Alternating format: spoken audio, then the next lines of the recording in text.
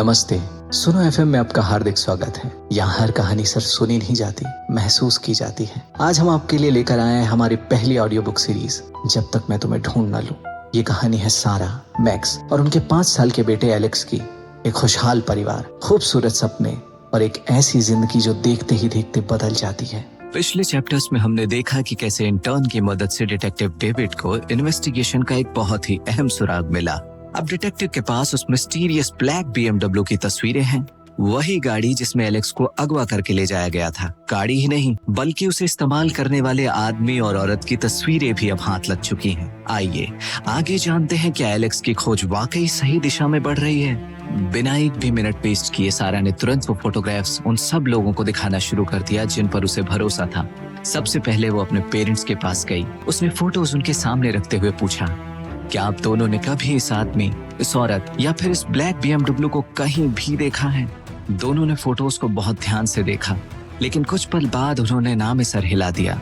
Sorry बेटा, उसके father ने कहा, हमने इनमें से किसी को कभी नहीं देखा। सारा ने हिम्मत नहीं हारी। वो सीधा मैक्स के पेरेंट्स के रूम में गई। जेनी और जॉर्ज ने भी हर फोटो को बड़े गौर से देखा। कुछ देर बाद उन्होंने भी उदासी से सारा की तरफ देखा। नहीं बेटा, हमने भी इन्हें पहले कभी नहीं देखा। सारा के अंदर की उम्मीद अभी भी जिंदा थी। वो तुरंत MS फैशन पहुंच गई। जैसे ही वो ऑफिस में एंटर हुई, सब एम्प्लॉयज खड़े हो गए। Good evening ma'am.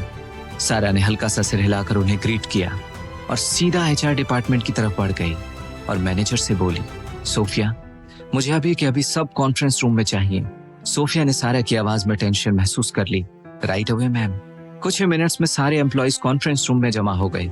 मीटिंग शुरू करने से पहले सारा ने पूछा, क्या सब लोग प्रेजेंट हैं? सोफिया ने अटेंडेंस सिस्टम चेक किया और बोली, नहीं मैम, 2 एम्प्लॉय सिक लीव पर हैं और एक एम्प्लॉय फैमिली कमिटमेंट की वजह से 1 घंटा पहले चला गया। सारा ने सिर हिलाया, मुझे तीनों के एड्रेस चाहिए। सोफिया थोड़ी हैरान हो गई। सब ठीक तो है मैम, मैं बाद में एक्सप्लेन करूंगी। फिर सारा ने कहा, किसी को उनके घर भेजो, ये फोटोग्राफ्स दिखाओ और पूछो क्या उन्होंने कभी भी इस आदमी, इस औरत या इस BMW को MS फैशन के आसपास या कहीं भी और देखा है।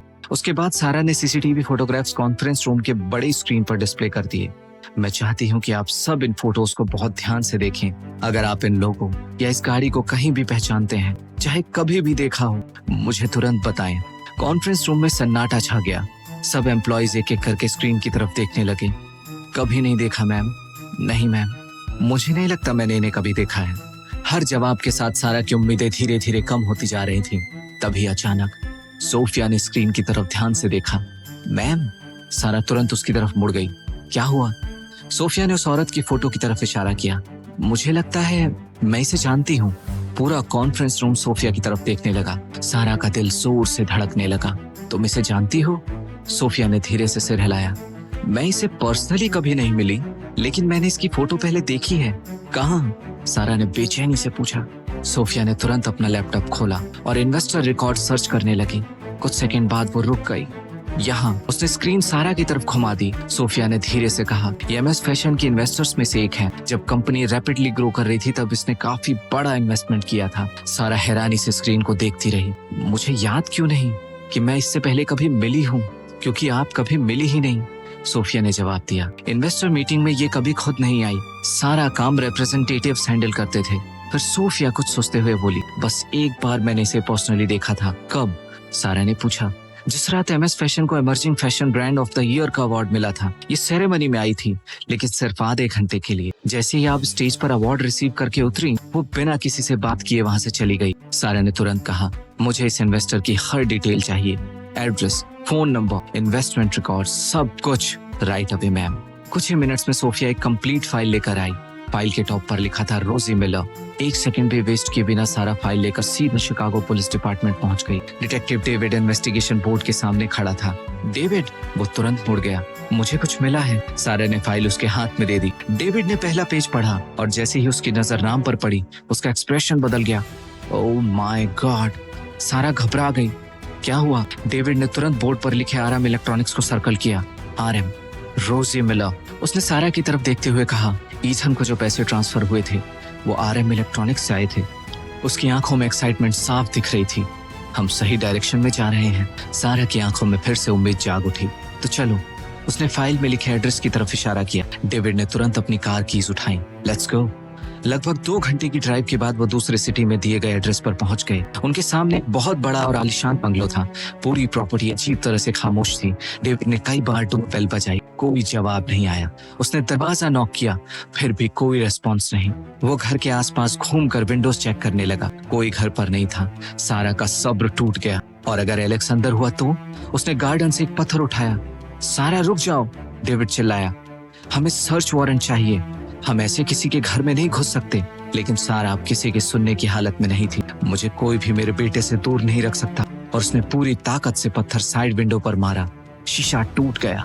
डेविड ने गहरी सांस ली और मजबूरन ब्रोकन विंडो से अंदर चला गया। दोनों ने मिलकर घर का कोना कोना सर्च करना शुरू कर दिया। लिविंग रूम, किचन, बेडरूम, सब कुछ साफ था, लेकिन एलेक्स का कोई निशान नहीं था। फिर सारा ने एक आखिरी रूम का दरवाजा खोला और वहीं झमसी गई।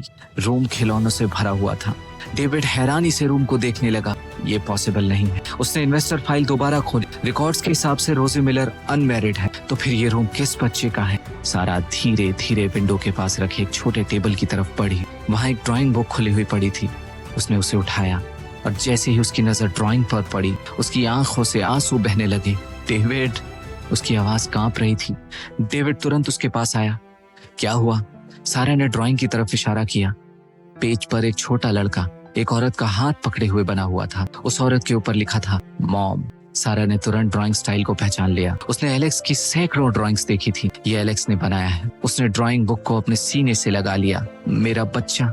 उसे भरोसा है डेविड कि उसकी माँ जरूर उसे ढूंढ लेगी। मैं नहीं जानती वो उसे अब कहाँ ले गई है। उसने बेबस नजरों से डेविड की तरफ देखा। मैं क्या करूं? डेविड ने उसके कंधे पर हाथ रखा। सारा, हम एलेक्स के पहले से कहीं ज्यादा करीब हैं। उसने रूम के आसपास नजर डाली। अगर रोजी मिलर ने उसके लिए इतना सब कुछ किया है, तो मुझे नहीं लगता उसका इरादा एलेक्स को नुकसान पहुंचाने का था। सारा ने आंसुओं भरी आंखों से उसकी तरफ देखा। डेविड ने ड्राइंग को एक बार फिर देखा और बोला, अब बहुत जल्द एलेक्स तुम्हारे पास होगा।